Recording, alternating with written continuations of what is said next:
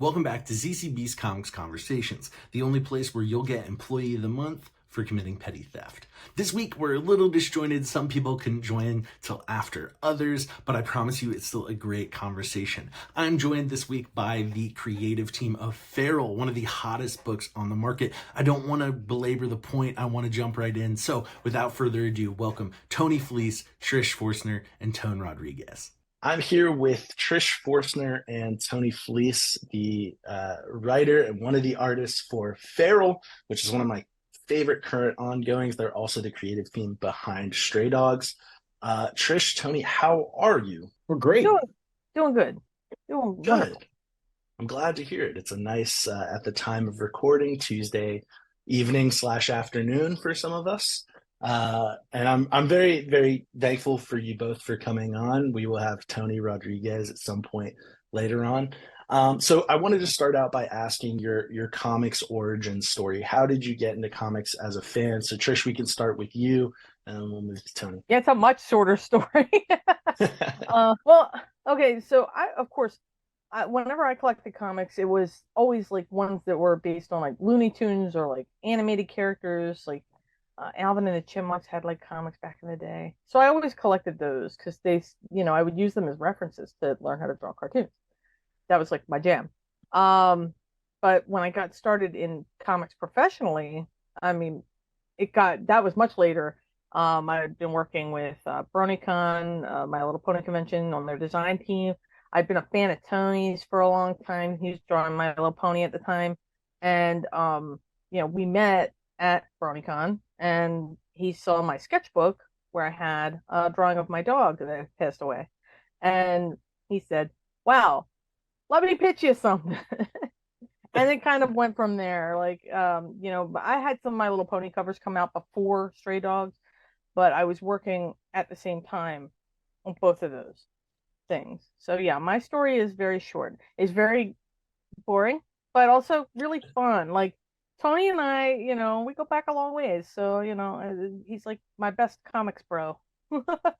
Tony, how about you? How did you get in as a fan and then eventually into a profession? Well, as a fan, I had always, since I was a little kid, read comics. I started reading them in like going to the comic store and buying them all the time when I was a teenager. But yeah, when Image Comics came out in the 90s, I became sort of like a super fan of comics. I got real wrapped up in like the excitement of that, and these all my favorite artists sort of all of a sudden had their own comics that were completely theirs and could do whatever they wanted with them, and something about that was really intoxicating, and like the rebellion angle of it was really spoke to me as like a 14, 15, 16-year-old, and so I had always wanted to draw for a living. I always wanted to make cartoons, tell stories and stuff, and so I went to school for animation, and then while I was there, I realized like that's not necessarily like the same kind of drawing that I want to do, like I feel like I like comics more. And so I got out of school and I got a job as a graphic designer. My dog Baxter's just clacking around in here. So I worked as a graphic designer for a few years, and then while I was doing that, I made my own comic. And it was an autobiographical comic. It was just about me sort of like being a guy in my 20s, just getting into like little short stories, funny little short stories about a guy in his 20s in the Midwest. And I found a publisher for that, and then we put it out through Diamond, and it was sort of like all of a sudden I was in comics, and then so I quit my real job and just threw myself into making comics full time, and I immediately went broke for like 6 years. Trying to like I would get work, but it wouldn't be enough to really make a living on. And then I just sort of started making a living. Like I had put together enough like repeat clients and gigs. And then I got the job working on My Little Pony, which just started out as like one cover. And then it turned into, they needed 2 covers that month. And then it was 3. And then it was, can you do this issue? And then I did My Little Pony for like 8 solid years, just constantly making My Little Pony. And while I was doing that, I made a creator-owned book at Oni called Jeff Steinberg, Champion of Earth. And I worked on Star Wars comics and, all kinds of other licensed kids comics and Rick and Morty, and just made a ton of comics in that time. And that was sort of like my like on the job training. Like I had made comics, but this was me like learning how to hit deadlines and how to tell stories and just crank out comics. And while I was doing that, I had the idea for Stray Dogs, and I knew that I wanted to write it and I wanted to find somebody to draw it who could draw more like the way I envisioned it in my head. And like Trish said, when I saw that drawing in her sketchbook, I was like, this lady could really capture what I envisioned this thing as looking like. And so I got Tone Rodriguez, who will be on this call eventually, I think, and he did, tight layouts and backgrounds for the book. And then Trish came in and she drew over top of that and just made it look exactly like how I felt like I wanted it to look. This sort of like serial killer horror story that looks like Oliver and Company or looks like a Don Bluth movie. And then that came out and it was successful enough that I now am so busy I cannot even possibly say. Yeah, you have a lot of titles out right now. I went from being broke and struggling to find work to having more work than I could possibly ever handle. And so right now I'm just sort of like trying to keep my head above water and get all this stuff done and keep it at a level that I feel is, like quality. And it's exciting. It's exciting problems to have, like it feels really nice to have this much shit going on. Yeah, and especially when you've lived the starving artist lifestyle, it's that comfortability, that security is I'd imagine very, very important. Perfect. Well, we just finished up Trish and Tony's comics origin story, how they got into comics as a fan and then a profession. If you wouldn't mind sharing, what's your origin story? The short version is I just kind of ran out of other options. I had regular jobs when I got out of school, and nobody kind of prepared me for like an idea of like, well, you can do this if you wanted to. So what was happening is I just worked regular jobs until I just kind of got tired of it, and then I just started hanging out in my buddy's comic book shop. And there was somebody in there who was also drawing comic books, independent stuff, and I can't remember his name for the life of me. And he would bring some artwork in, something that he was doing, and I looked at it and like, I'll be, oh, that's cool. Like my breath, I can do that. I ended up agreeing to do it for like very little of anything, no money, no nothing, and I've been working pretty steadily since then. And now people pay me, so thank you, Tony. There you go. You cut out a little bit there, but I think we can piece together what it is that you were saying in the middle. That's awesome. So I actually want to jump in. There's one question I've actually been dying to ask you, Mr. Rodriguez. So I started watching Dexter recently, and when I got to, I believe it's season 2, episode 6, if I remember correctly through my research. Episode 5. Is it episode 5? There is a comic book shop episode where they introduced the Dark Defender, a person who is a character that is inspired by the Bay Harbor Butcher, aka Dexter Morgan. And I found out after researching who drew that it was in fact you, independent of you coming on to talk about Feral. Oh, that's hilarious. That's funny. Yeah, and I think that's such a weird coincidence, but it's so cool that the stars aligned that way. Look, I had an art teacher, Mr. Mike Vosberg, who like still draws comic books. And when I first met him, he kind of like got it in our heads that we don't just draw comic books. We kind of just do commercial art. So he kind of got it in our heads pretty early on that you don't say no to projects. Even if you don't really know how to do it, you kind of figure out how to do it. And so when I was in LA, I ended up doing a bunch of like TV stuff, a lot of movie stuff, which is really funny because I was always envious of Tony, because Tony was always doing like television commercial storyboards and stuff, and I was just of it. And meanwhile, I'm like thinking to myself, like, hey, I worked on that movie, and I worked on this, and I worked on that. I forgot about some of this stuff at one point because we were at a show, and people would ask about things like this. And I'd be like, what are you talking about? And they'd have to remind me. And then at one time, Tony was like, no, he's talking about this. And I'm like, Oh, because when I'm in a comic book show, I'm thinking about comic books. I'm not thinking about everything else. So like every so often, I'll have somebody come up to me and ask me about Liv and Maddie, and the Thundermans. You know what I mean? And I'm like, oh, that's right, I did that work. Okay, cool. Yeah, yeah. That's So what did you think of that big guy? Well, what's weird is I didn't even, you just sat in a car, right? For the viewer at home, it probably hasn't seen the episode. You are the killer of revolving around this B plot in the show around the comic book shop. Yeah. And when you're caught, you're just sitting in a van. Yeah. Because they were staking you out. If that would have been the end of it, that would have been awesome. However, if you continue to watch the scene, I get out of the car and then you get to enjoy the full figuredness of me. So yeah, it's tough to watch. I flip back at it every so often and I kind of cringe. So I might have looked away. I'm not gonna lie. My dog might have like messed with something. Okay. I was watching on my iPad, so it might have knocked over. Yeah, don't go back. It's not worth it. It's okay. I'm on season 3 now, so we're already way past it. But I think it's really cool that art has such intersectionality between comics, commercial art for film and TV that gets shown, and we actually can have a conversation where we're talking about all of it all at once.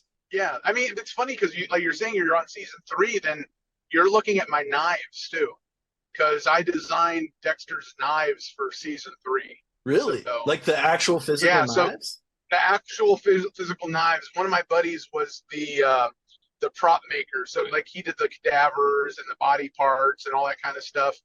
And in season 1 and 2, they just used regular like cutlery, like something you could just buy at like Macy's or something. And so with season 3, they were like, "Oh, let's do our own stuff," and they had me design them. So they're all like aluminum, brushed aluminum looking things, and my buddy made them, and I designed them. Wow. So yeah. I honestly am probably fanboying a little bit harder now than I was even just having the team for Feral on here. I think that's so cool. And it's really weird that it was just a crazy coincidence that was the case. And now I'm going to be thinking about it even more consciously when I go watch film or TV where a comic book character shows up, because who knows, I may have talked to said artist of the comic book character. I think that's super, super cool. So I want to dive into kind of comic specific.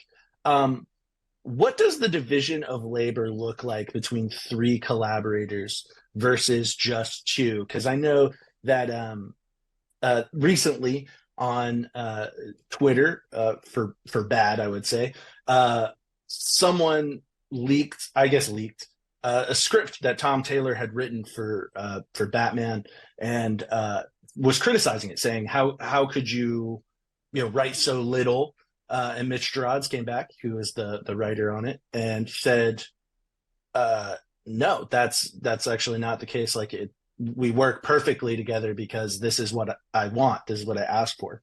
And so it opened up a lot of conversation between people about what does the division of labor look like? How does that process look like for different collaborators? And someone brought up the phrase that the more you trust your collaborator, the less you have to write. How does that look for the Feral team? I mean, that's true. We trust each other. So like, sometimes Tony doesn't even write a script. La, la, la. That's shocking. Big if true. If that's coming straight from the team, that's scandalous almost. It was the perfect storm, though. I mean, there was a lot of things that went into it. I was physically with Tony when we were physically doing that, so it was kind of like a switching things up and trying something new. It is the best way of saying it, I guess. But it works out, because the way I interpret a drawing or a sketch or something may be completely different to how Tone sees it, or to even how Tony even envisioned it. And we talk all the time. Tony's always getting texts from me at like 3 a.m, like, what the hell, what did you mean by this?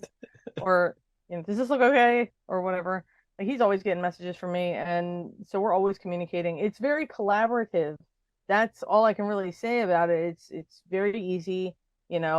and if there's something that we really need to talk about, then we just hop on a call and we talk about it. I mean, it's, we get the artwork, or I get the backgrounds from Tone. They're always immaculate, and I get the script sometimes from Tony, and and it's always great.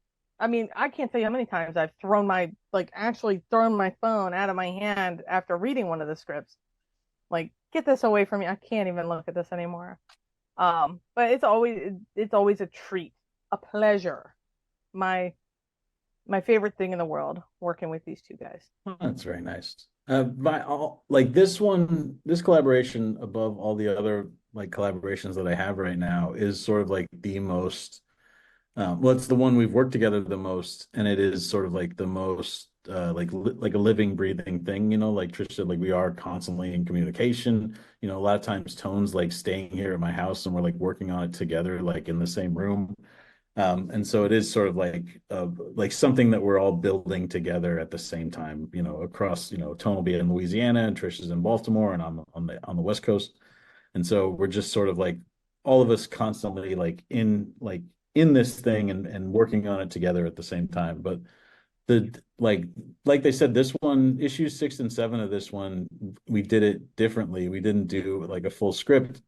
I just did an outline, and then I always thumbnail every issue anyway. So instead of scripting it and then thumbnailing it, we tried on these ones just doing the outline and then thumbnailing basing on that. So like doing a little rough sketches of what the pages look like, and then sending that to Tone, and then Tone draws his background based on that, and then Trish draws the characters over top of that based on the thumbnails again. So it's always sort of like moving and changing. And what's fun about this being the second series that we're doing together and being an ongoing series is that we can sort of like play around with doing stuff in different ways. Like it doesn't always have to be done the same way, because we know how to put the finishing touch on it, and sort of like we know how to make it feral, or make it Stray Dogs or whatever. So by the time all of the pieces come together and Brad colors it and I letter it, and it all looks like it's the thing. But we're able to put it together different ways and sort of try different things. Yeah, absolutely. And I imagine that the longer you work together, the more the ecosystem thrives on brevity, because being so verbose about it isn't necessarily going to breed any more efficiency. It's not going to breed any more understanding, because you've been working together so long. That's awesome. So what is the time frame for how long all of you have been working together, whether it be various projects or just on Feral? What does the life cycle look like? And if you want to touch on what the life cycle of Feral looked like, please go ahead. Well, Tone and I started working together in like 2008 or 9, just in the same room. Like Tone had a studio in the back of his house in his garage, and me and our buddy Chris Moreno and a bunch of other guys over the years would sort of come in there and work. And so that's how we started working together. It started out with just working near each other, and then through being in the same room and having projects come in, we would end up like, I'll help him out on this thing and do layouts, or he would help me and do layouts, or can you draw backgrounds on this, or so it just became like a real actual studio working situation where like if he didn't have anything going on, he could help me out on something, and if I didn't have anything going on, I could help him out on something. And then Trish, like we said earlier, she came into the picture when I came up with the idea for Stray Dogs, which was I feel like we first talked about it in 2018, 2019. Mm-hmm. I would say 2018. I think it was Burning Time 2018. Yeah, so July 2018 was when we first talked about it. And then we sort of probably developed for like a year before we actually had it, like, because I pitched it to Image in 2019, or it must have been 2020. So maybe we talked about it in 2019, because I pitched it to Image in July of 2020. But it took us a long time to get the first, like, the pitch part together. Oh, yeah. So maybe it was 2019. I turned 40 that same day. So I'm trying to do What a that. way to remember. Yeah, talk about a Happy birthday, fantastic here's my pitch. like marker to remember when it was. Yeah. So it's my birthday, 42. so if you turn me down, you're kind of a jerk. Yeah, that's why they said yes, because I had like a children's birthday hat on, like a little You're just sitting there with your little balloon. yeah, like ice cream cone. But yeah, so we pitched it to Image in either 2019 or 2020. Yeah. 2019, I guess. I think it was And summer 2019, actually. Or yeah, August 2019. because then we put it together all through that year and Mhm. then the next year, and then it came out early 2021. That's the one. So yeah, and then Trish and I have basically, and Tone have just all sort of been working together ever since then. Tone and I had, right before Stray Dogs, also done like the similar gig together. Another creator-owned book I did called Time Shopper, where Tone did the layouts, and another artist, Christian Misi, did the art over top, and Brad Simpson, who colored Stray Dogs, colored that too. So we were working together, and then we went through all of Stray Dogs and like all that crazy like excitement. And then Trish and I, like, we're still doing covers together while we were sort of like on the side developing Feral. And then it took us a little while to figure out what Feral was and develop it and sort of like get enough of it put together that we felt comfortable, putting it out. Um, There's a lot to take in because as the outsider looking in, I've never made a comic. I obviously don't work in professional comics. So to hear about how the life cycle evolves throughout the course of a project is so fascinating. And it seems a little daunting. So how did, we can go through all three. How did each of you adjust to kind of the daunting nature of deadlines and knowing kind of that this project isn't going to solidify for quite a while and it may never solidify as a creative, because that kind of goes through all creative fields. How did you process that? How did you go through that process as an individual? We can start with whoever wants to go first. Well, I mean, for me, I was relatively new, obviously, to comics. My only other published work had been My Little Pony covers, right? And I know you have deadlines, you have deadlines. So, and I already work in like a production-based environment for the day job. I have a day job. So, I already know deadlines. You got to hustle in comics. You got to always be, moving toward an end goal. Our publisher gives us deadlines. That's always fun. And so, deadline thing was never really a thing for me.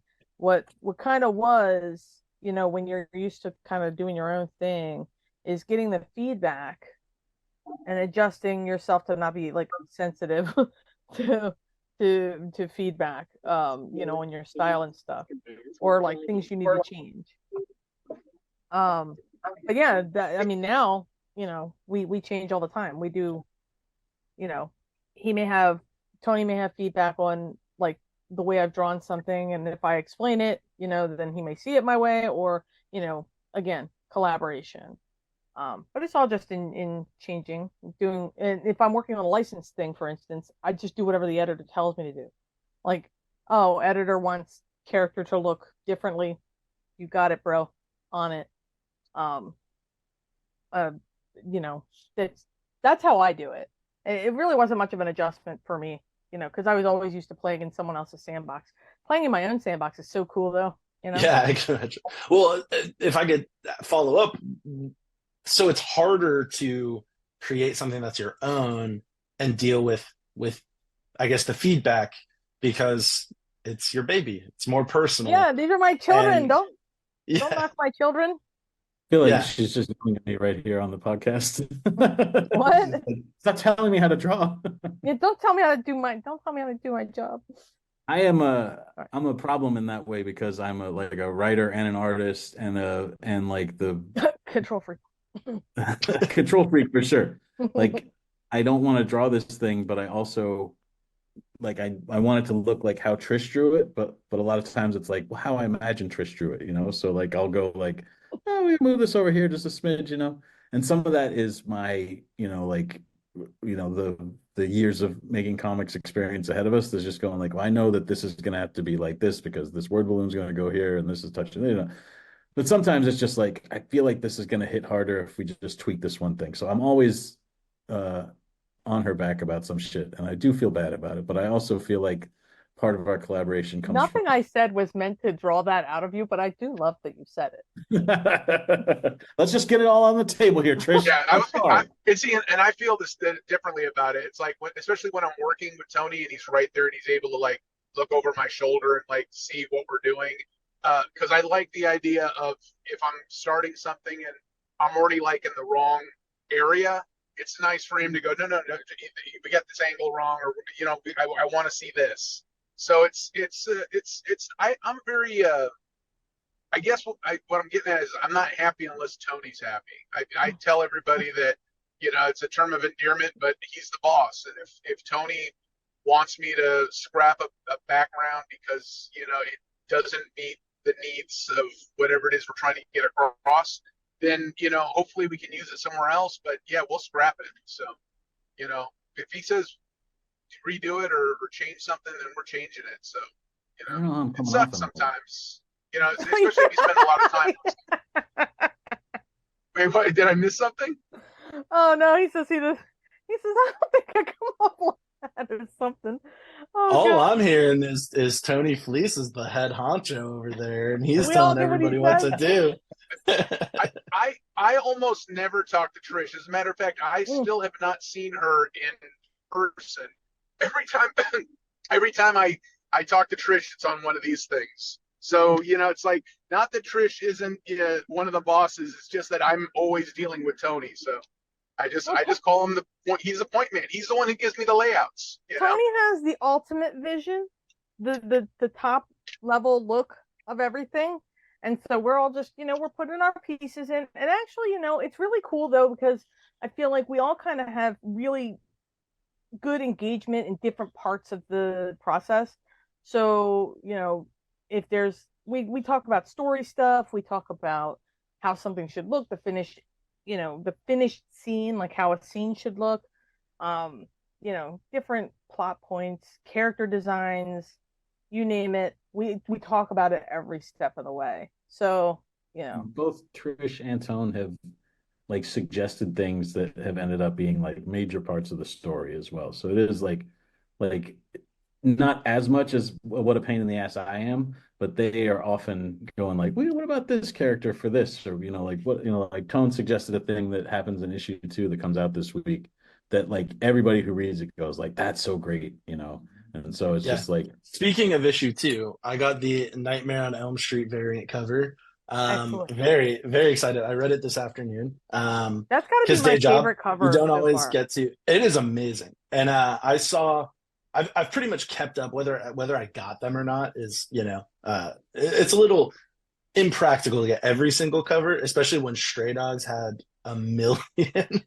And then Feral, I want to own every cover. That's the thing. All of these horror homage covers are amazing. And I think issue 2 is stronger than issue 1. Sweet.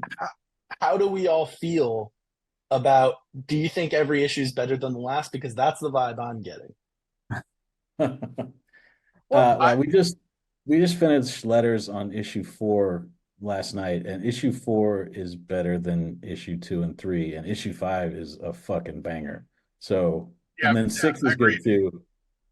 And we're working on 7 right now, so it's really up to 7 to drop the ball on this. So this could be where it all goes. Well, I mean, I feel like each issue we kind of push it a little bit more. Like we push the look, we push the tension, we push the, we push just everything so much more. As you've seen in issue 2, I mean, it's way more tense than the first issue. I mean, the first issue was wild. The second issue gets a little bit more wild. Third issue is going to get a little more wild. And then 4 and 5, chef's kiss. Can't. Oh, that's good to hear. I feel like I'm in for a treat. But isn't that the way it should be? I mean, if you get a banger first issue and then all of a sudden you're kind of like, all right, the sophomore, the second issue, it wasn't as good as the first one. I mean, the first one was great. I'll give you an example of some of the stuff with the book. Because of the way we work on this book, I have never experienced reading one of our books the way I'm reading Feral. Meaning, I get to see the stuff as it comes in. So, like when I get a background done, I know what I'm doing, and then Trish will bring in, her the characters, and then Brad will get to it, and then Tony will get to it, and so like we got the advanced copies of #1, and I was like, oh, well, cool, I haven't seen it yet, so I get it, and I read it, and I was blown away, and it took me a second to realize, oh, wait a minute, I already know what this book is. Why am I surprised? Why am I surprised at how good it is? It's because of the way we work on it. So I get to read it like you guys. And that's never happened before. And so like then I got the second issue, and I'm freaking out because I do know what's going to happen in issue 3, and it's going to get even crazier. So I'm totally stoked behind this book. I'm so excited about it, and I can honestly say I've never been able to read and enjoy one of our books like that. It's freaking amazing. Yeah, I can only imagine how you must feel when you get to see a finished product. Honestly, just in general, for all of you, being able to hold in your hands a finished product of something you created, that must feel amazing. Whether it's just something for you or a friend, whether it's something that's published on a large scale, like a comic book, like I think that must feel just unreal. It's otherworldly to me, like, because when I first got the first issue of Stray Dogs in my hand, man, I started crying. I can imagine. Sitting there freaking weeping, like, I can't believe we did this. It's so good. It was so wild. And it gets, like, it's that same kind of little feeling, like that little nudged, like, nostalgia back to that first feeling. I don't know. To me, it feels so cool every time I see boxes come to my door. I'm like, yay. That means more stuff I get to look at. Yay. Yeah, it's like every month it's Christmas.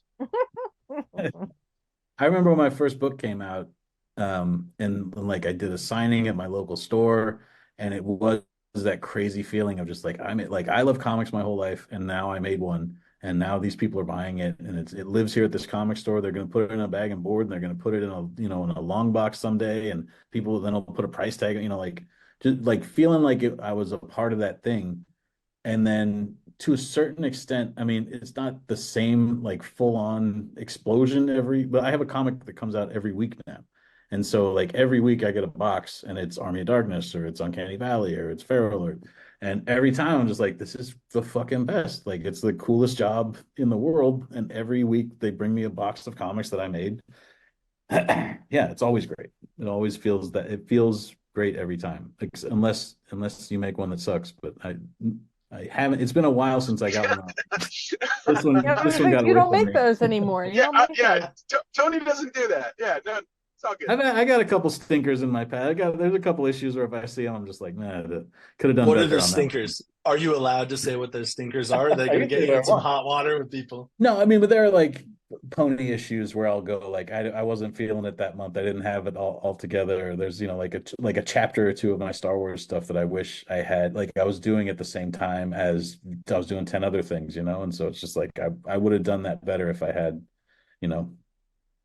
if I had it all to do over again. No, I can imagine. And as a creator, I mean, I've heard multiple directors and musicians and all these other creatives say, not everything you do is going to be your magnum opus. Like, you're not going to create your best work every single time.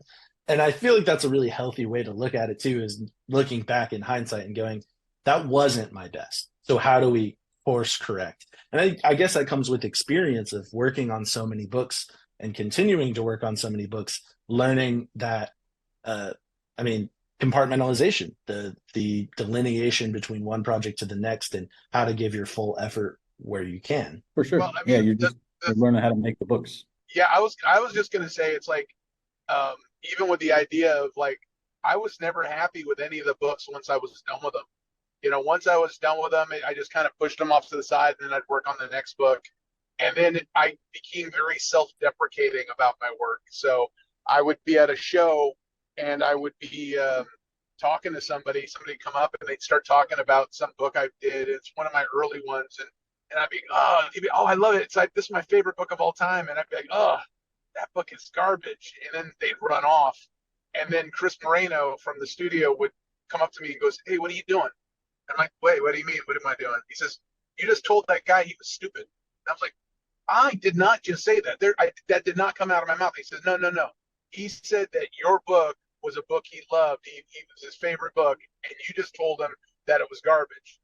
He literally just got it in my head to like stop being so critical or self-deprecating about my work. It's like if somebody else enjoys it, God bless them. You know, it's like I used to hate looking at my work. I mean, now doing just what I'm doing on Feral, it's like I can't wait to see it because I I'm not looking at all the things I did wrong. I'm looking at all the things that are going right. You know, I'm reading the story that Tony put in there. I'm looking at the drawings that Trish put in there. I'm looking at the stuff that you don't even see. You know, the work that Dennis Culver puts into it by helping Tony edit the book. It's like that book, Feral, is running on all of its cylinders, and I, for the first time, have nothing in that book where I feel like ashamed or annoyed or feel like I'm gonna sit there and go, oh yeah, well, you know, I mean, there are a couple trees that aren't like on, you know, they're not great, but you know, hopefully we covered up with some of the Trish's drawings, so like you won't find them. But yeah, man, Tell Trish to make the cat bigger. Yeah, make a bigger cat here. Yeah, I guess that's one of those things that from my perspective as a person who hasn't created to your level at all, you never think about that someone resonates so deeply with something that you created. And if you say the wrong thing, you've now alienated a fan by expressing that, you know, a disapproval that now, whether it was personal or not, they then took personally as a way to say like, oh, well, my favorite creator doesn't even think anything of me. And I would have never really thought about that. So thank you for putting that into perspective. I think that's a really valuable thing. Even on my behalf, I make these little TikTok videos to at best 600 people. You know, if I'm sitting in a room and 20 people laugh at what sorry, there's a mosquito. Oh man. If someone laughs at what I'm saying, like 20 people laugh at what I'm saying in a room or listen to me intently, but I would feel amazing. But on TikTok, I make a video, I get 20 likes or 100 views, you know, that makes me feel down or something. And I think it's all about putting it into perspective that I should value those 100 people or 20 people that took time to engage in my video rather than looking at what that video did wrong or how I could have done better. And I feel like that's a really good life lesson all throughout, whether you're creative or not, that you got to look at, you know, the perspective.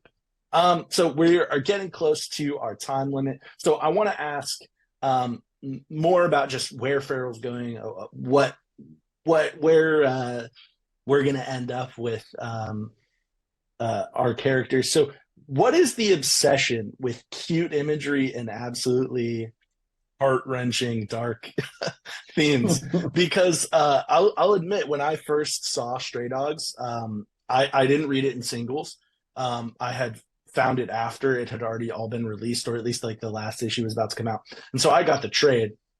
When I first saw it, I was a little skeptical because that wasn't something that was within my wheelhouse. It wasn't something that I would normally engage with, but I heard obviously nothing but amazing things about it. So I picked it up.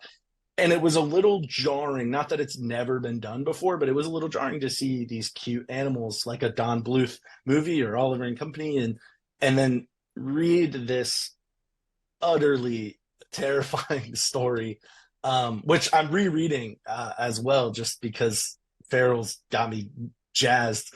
Where did that come from? I mean, you guys are obviously all horror fans to some extent. Where did all that stem from? And Tony, we can start with you and everybody can branch out. Yeah, I mean, it came from when I was making My Little Pony comics, and I sort of but I always loved horror stories, and I'd always been like, I have these two sides of me. One of them is like this guy who draws very cartoony and draws these very cute things, but I guess there's a darkness to me, you know, but there's definitely a darkness to the sort of stuff that I like, you know. And so it always felt like there was like this dissonance where I wanted to be able to tell stories like that, but I couldn't quite crack what it was. And I would do these things like where I made this, when Tony and I worked in the studio together, we would go do conventions, and it was during when like wall of prints was really big, you know, people would just have like 1 million 11 by 17 prints they would sell. And I would make these ones that I called adorable tragedies, and it would be like the saddest scene from a movie or a cartoon or something, but I would just draw it with these cute chibi characters. So it's like Optimus Prime dies, but they're like the cutest Optimus Primes, or like Spock dies in Star Trek 2, but they're just adorable little cherubs. And I don't know what it was, but it was just sort of like a lane that I sort of like found myself in, that felt like this sort of like unexplored territory of like looking at dark things through like a sort of soft and adorable lens. I don't know if it, on the one hand, it makes it feel, it feels weird no matter what, but it feels a little more like you can handle it more, where you see it and you're just like, that hurts my heart to see it, but I understand, like we're all just, slowly dying, right? And like all of us here. Fair. That's a fair assessment. Yeah. Conversation And took so a we're turn. all, so like horror is a way that people deal with that, where they like sort of like look straight into the face of it and just go like, people, we're all dying, like everyone's dying. This is terrifying. Reclaiming your What power happened? over death. Yeah. Yeah. Reclaiming your strength through it. Yeah. And so I feel like there's some of that in the idea of putting this cute side of me along right next to this dark side of me, and sort of making a thing that feels unique to me and to what our collaboration is. Like we sort of like built a lane that is these very adorable, lovable characters, and how frightening it is when they're in danger versus when, somebody that's drawn, like a regular comic book character is in danger, where they look like they could probably handle themselves in a fight. They have fingers, they can open doors, like versus our characters who are completely vulnerable in situations like this. Then yeah, it's basically just sort of like all of the years of making adorable cartoons and My Little Pony comics and stuff, and finding a way to reconcile that with the stuff, the kind of stories that I like to tell, that are a little bit darker, a lot darker, I guess, than My Little Pony. I blame Don Bluth. I blame Don Bluth for Sure. my entire like look and artistic style, and how those types of movies like impacted, because like none of his stories were ever happy. Like they were all like riddled with tragedy. Yeah. I And mean, and it was an American Tale. It was yeah, Five O Goes West. And all the sequels, even to all the Five O movies, like they're all sad.